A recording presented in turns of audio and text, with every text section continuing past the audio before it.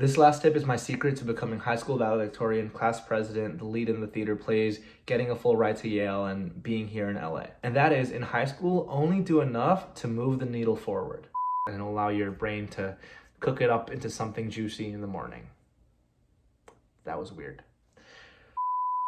Do you want to get top grades to get into the Ivy League? Here are some tips from a Yale graduate and a high school valedictorian. What's up, y'all? My name is Arnold, and I recently graduated Yale with a double major in theater and poli-sci on a full ride. And if you want any more help on college consulting, just go in the description down below. I have a website, email, and Fiverr. So it goes without saying that if you want to get top grades to get into an Ivy League school, you have to be a really good student. So the first thing I would recommend is to prioritize your tasks accordingly in high school, especially because not only do you have your classes, and depending on your school structure, you could have anywhere between 4 to 7 classes in any given semester. But not only that, you have to juggle extracurriculars, maybe a part-time job, social life, family life, etc. That's why the number one tip is a bit cliche, but super important. It is the foundation, that is to prioritize tasks accordingly. And in order to prioritize tasks, you should use a calendar. You can use any type of calendar that works for you. I remember in high school, I used to use my notes app on my iPhone, which was really funny. I used to manually type in all my classes and homework assignments and time and everything.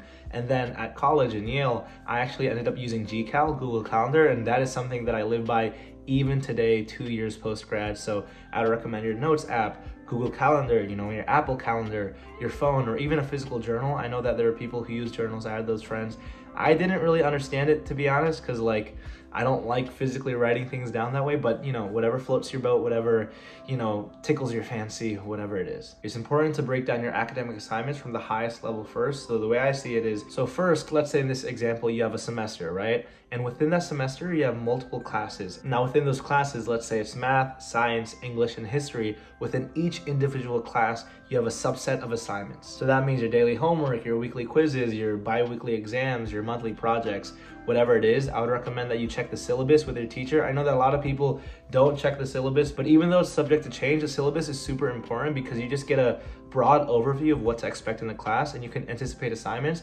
Because there were definitely those classes that I took that I didn't look at the syllabus, and sometimes I would be caught off guard because I'm like, oh shoot, I didn't know that this project was coming up or this homework assignment was coming up. So having that syllabus allows you to mentally prepare yourself so you're not too caught off guard on anything that comes out of nowhere. Once again, this portion is about staying on top of things, so make sure you review the syllabus, talk to your teacher and classmates, and put all of the non-negotiable deadlines on your calendar as soon as possible. Once again, I know it's a bit obvious, but it'll prevent you from procrastinating, forgetting deadlines, because in high school that's really important. I know that there's some teachers where if you're just a day late, they're gonna dock 10 points on an assignment. So I know it's cliche, but get the non-negotiable deadlines in your calendar as soon as possible. Now, the underrated tip here is to set deadlines for things that don't have deadlines assigned by the teacher. This is usually for projects or assignments that aren't as predictable. For example, projects, they could be, they could take a month or 2 months. So what I recommend for that is, especially for bigger tasks, the bigger the task is, break it down into smaller aspects. For example, if it's a project, maybe you could do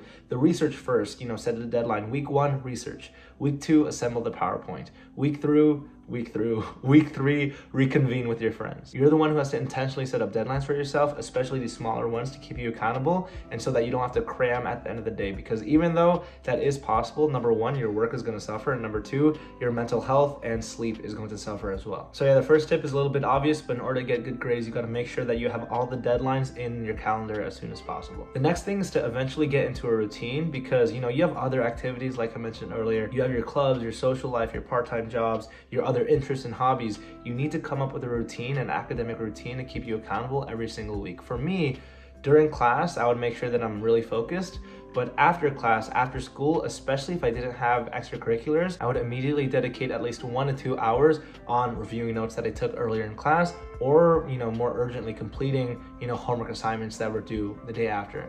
And this connects to the first point, where you have to be able to prioritize properly, right? So if you prioritize properly, you'll be able to go down the list on your calendar, on your notes app, of all your homework assignments, and you will do the things that are most urgent first. Practically, this could be let's say you come back home from school at 3 p.m. You could go back to your desk at home and work from 3 to 4 p.m., for example. Or if you have work studies or any other classes that allow you to study and read and do work, actually take advantage of that time, especially during school, to do work and to do your homework, because it's much nicer to do homework at school so you don't have to do it at home. It's just way better that way. And maybe on the weekends you could dedicate, I don't know, early in the morning. I know it doesn't sound sexy or glamorous, but you know, having that structure is going to help you over time, because you're basically creating a system for yourself to get work done. And I know how crazy high school could be with all the teenage angst and all the chaos. So establishing a system where, hey, you're gonna do work during school, you know, first and foremost, you're gonna do work immediately after school, and you're gonna do work maybe, you know, first thing in the morning on the weekends, whatever works best for you. And I know it might sound unrealistic, but trust me, having a system like this where you're, you know, disciplined and, you know, harsh on yourself in a productive way is going to yield way better results down the line. And of course, you can tailor this to whatever works for you. The next point connects to the previous one, and that is to do deep work. Don't do busy work, do deep work. So when I mentioned about, you know, intentionally putting off time, that is called time blocking. So like in that example that I mentioned, let's say you do work from 3 to 5 p.m. That work from 3 to 5 p.m. should be the biggest priority task on the agenda that you created, on the calendar that you created. It should not be, ideally, you know, 3 to 5 p.m., 2 hours of like responding to emails or doing busy work, you know what I mean? A lot of the times, and I'm very guilty of this even until today, sometimes I confuse being productive with being busy. For example, I could be doing work from 5 to 7 p.m. and all of that work really is just, you know, checking through emails and responding, like doing very tedious stuff. When you do these time blocks, it should be for very deep, intentional work where you have no distractions, no phone. I know it's cliche, but really no phone. Put the lo-fi music on and do intentional deep work for the highest priority items, especially the ones that have a lot of brain power. The next point is an often overlooked one, and it's to trick your brain into being interested in what you're studying. I think this is really underrated because, you know, in high school, one of the things that I think led to me becoming valedictorian was the fact that I was able to find interest in whatever subject I was studying. Granted, at Yale, I ended up studying theater and poli-sci, nothing STEM related. But for example, in English class, when we would read the stories, I would find a way to make the story interesting and see, you know, how it connected to my own personal life. In math and physics, I would watch videos like Mark Rober online to aid in my studying for science classes. I was always fascinated by history because to an extent, it explains how we got here today and what lessons we can, you know, learn so that we don't repeat any mistakes in the future. So whenever you feel like you're bored, and trust me, there can be very tough times, a lot of tedious work, trust me, in school, it's actually pretty fun because you're at a stage in your life where you can just pretty much learn unconditionally for the most part. And, you know, you're gonna call me Unc for this, but like knowledge really is power, and I really miss, to an extent, being forced to learn, because like you just learn so much and you can connect it to your own personal life, and you can use that to serve other people and help other people, and you know, you get good at trivia as well. So just truly trick your brain, or not even tricking, convince your brain that this is something that you're interested in, whether it's a specific topic in that subject, you know, whatever it is, to keep you motivated and to keep you engaged. The next tip is to get a friend group, and this is a really important one for many reasons. For one, you know, it teaches you accountability, because if you don't do the homework assignment, if you don't collaborate with them, if you don't help them out, you know, it'll show and it'll ruin your relationships. And also just being with friends, it's just so fun, man. Like mental health is super important. Just that idea of like struggling together with other kids your age on these academic subjects and just like going through it together and having fun. It's so awesome. I have so many great memories, so many nostalgic memories in high school of us just like, you know, me and the squad just like helping each other out and learning all these topics and getting roasted by our teachers. It really does build up that camaraderie, and being with friends also helps you create study groups, you know, that is more intentionally, like I said earlier, maybe from 3 to 5 p.m. after school before taking the late bus or heading back home. You could proactively do the deep work with friends together, collaborating together, because there's research that actually shows that teaching somebody is actually very valuable to learning. If you're able to teach somebody efficiently, it actually helps you with learning and processing. So that's a bonus tip as well. When you have friends, you could, you know, teach each other topics. You guys could divide and conquer. And another more practical one is that y'all could share notes. Let's say somebody's out sick. Next thing is during class, I would much rather focus on listening than writing. I think a lot of kids, not to judge y'all, but you know, they be having these fancy notebooks with highlighters and they be drawing stuff and whatnot and making the notes all fancy. And honestly, I would focus more on actually listening to what the teacher is saying, you know what I mean? And actually processing on the spot, keeping that good ear, because if you're too focused on taking notes, especially the people, you know, not trying to throw shade to anybody who focus more on making their notes, you know, more beautiful with the flowers and all that stuff and all the graffiti and whatnot, you're focused more on just like copying and pasting the information and making it nice and whatnot, rather than actually listening to what they're saying. Because at the end of the day, to be honest with you, they're gonna send you the PowerPoint anyways. They probably have notes anyways. You could use, I don't know if ChatGPT, I don't know if they allow this in high school, but you could even ask your teacher to send a recorded audio file of what they said and then convert it to ChatGPT, who can then make notes, and then you could use Quizlet to test yourself. So my priority, to be honest, would be to be actively listening in class and try your best to ask questions and make meaning out of it. Still take notes, but that shouldn't be the absolute priority if you miss a few words or miss a few sentences or whatever. The next thing is to review notes and concepts, especially the difficult ones. I would say immediately once you get back home from school, and if you have a test the next day or whatever, I would say to let it marinate over your head overnight at nighttime. This is just a natural way of having spaced repetition. So throughout the whole entire day, you have this information in your head and you're allowing your brain to do its thing. And especially at nighttime, I especially from doing theater, for some reason, whenever I'm struggling to memorize lines, for example, in a play, what I would do is, right before going to bed, I have the script in my hands. I would read it, try memorizing it, and then I go to bed. And then when I wake up, magically, it's just kind of just there. So I would recommend reviewing the moment you come back home from school to make sure that you're not missing any gaps. And then if there's an important exam, don't pull an all-nighter. Even though realistically, I'm gonna be honest with y'all, you're gonna end up pulling all-nighters. It's kind of like a rite of passage of being a high school kid. Reviewing it the night before will be super useful, and it'll allow your brain to cook it up into something juicy in the morning. That was weird. Have conversations with your teachers. I am a huge hypocrite because I don't think I did formal office hours in high school that much. And to be honest, I think that was probably more of a college thing.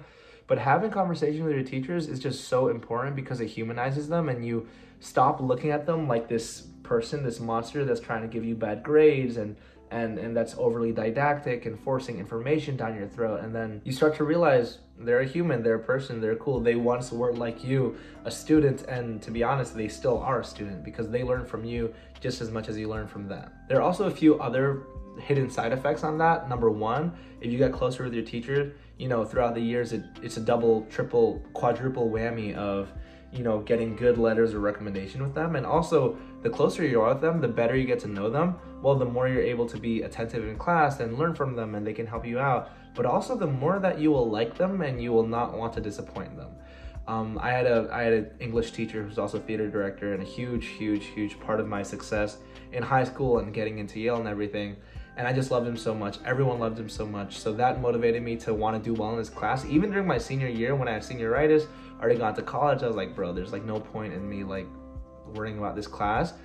I still, showed up to class and participated in the seminars and learned the material because of him. The next thing is to use outside resources as much as possible. I'm gonna be honest with y'all. Comment down below. I don't know if it's easier or harder in this generation. I think it's easier, but use leverage the people who already know the materials that you're struggling with, whether it's booking a consulting session with me on Fiverr, or another tutor, or an upperclassman, or sibling, or friend. People who are already really good at the subject that you're struggling with. Why spend so much time and effort trying to, understand it yourself when somebody else could help you out? Of course, there should be some level of independence and autonomy in terms of learning, but you have outside resources, so might as well use them. You have YouTube, Khan Academy, if that's still a thing. I kind of just dated myself. I'm probably right there. And once again, you have other siblings, upperclassmen. Use those outside resources. Use online. Use the library. Y'all, come on, y'all are smart and scrappy with it. This last tip is my secret to becoming high school valedictorian, class president, the lead in the theater plays, getting a full ride to Yale, and being here in LA. And that is, in high school, only do enough to move the needle forward. I know this sounds slightly contrarian, but the reality is, to be honest with you, I'm not studying 24/7 for all 5 AP classes that I have in a given semester, while also, juggling all these extracurriculars and working part-time at a restaurant and helping my family out and being present for other people. No, that is just unrealistic. So for me, I just did enough to move the needle forward on a specific aspect and then focused on another thing. For example, I know that the teachers who are watching this are going to hate this. If I had to, for example, read a whole entire book before the seminar tomorrow, I'm going to have to do a cost-benefit analysis, essentially. Number one, is this seminar tomorrow going to be graded? If not, you know, I probably won't read the book or participate, to be honest, because I'd much rather use my time on something else. In an ideal world, of course, I would read the book, but let's say I'm strapped for time. If I'm not getting graded by it, or if it's only like 10% of my grade, then, you know, I'm not going to prioritize reading the whole entire book. But what I will do instead is, hey, maybe rely on my friends, or go on Spark Notes, or read a summary, or ask ChatGPT on the main highlights, maybe come up with a few bullet points to bring up in class. Once again, I don't recommend getting into the habit of this all the time, because you do want to train your brain and you do want to have that intellectual curiosity.